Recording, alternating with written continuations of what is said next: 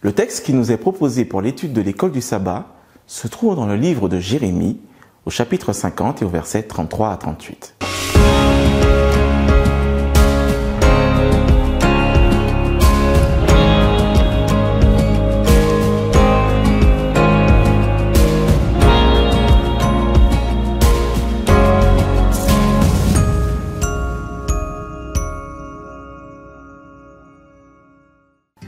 Ces versets nous décrivent la situation de Babylone, siège central de la tyrannie, de l'idolâtrie et de la superstition. C'est aussi et surtout le pouvoir qui opprime les enfants d'Israël et les retiennent en captivité. C'est dans ce cadre que la condamnation de Babylone est une coordination de toutes ces choses.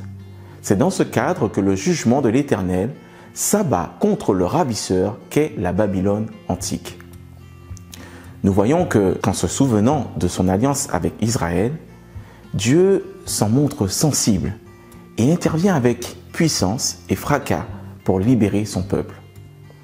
La chute de Babylone, on le voit, renferme déjà l'intuition finale du Seigneur qui voit une victoire sur ses ennemis et la réalisation définitive des promesses pour le reste fidèle d'Israël, son peuple. L'un des messages majeurs pour nous aujourd'hui est que Dieu ne restera pas longtemps insensible au mal. Et pour nous, c'est plutôt une bonne nouvelle. Jérémie nous invite à voir dès aujourd'hui et pour demain, au-delà des épreuves et du mal toujours plus présent dans notre monde. Il nous invite surtout à nous appuyer sur la parole qui nous révèle que Dieu viendra juger le monde pour la vie ou pour la destruction finale. C'est surtout une douce consolation pour le peuple de Dieu de tout temps, pour les brebis perdues d'Israël, errantes et isolées. Et on peut voir déjà au verset 17 à 20, un peu avant, le retour promis au bercail vers les plaines vertes de Basan et les sommets majestueux du Carmel, où bien sûr elles se réfugieront de nouveau sous la houlette du bon berger. Nous pouvons retenir que si l'ennemi retient captif aujourd'hui, et même s'il opprime, même s'il met des vies en suspens, il ne le pourra pas toujours. Non, Dieu n'a pas oublié son peuple et il interviendra lui-même pour nous arracher des mains de l'ennemi.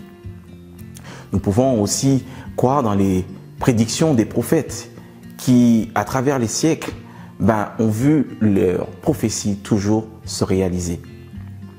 En attendant cet accomplissement intégral, je vous invite à vivre dès aujourd'hui par la foi, à avoir la paix, la joie et le courage pour vos combats de tous les jours. Que votre vie déborde d'espérance et que vous puissiez partager auprès de tous ceux qui vous entourent cet espoir que le mal ne peut vous retenir. Je vous souhaite une bonne étude pour cette semaine et à bientôt dans Parole en Action.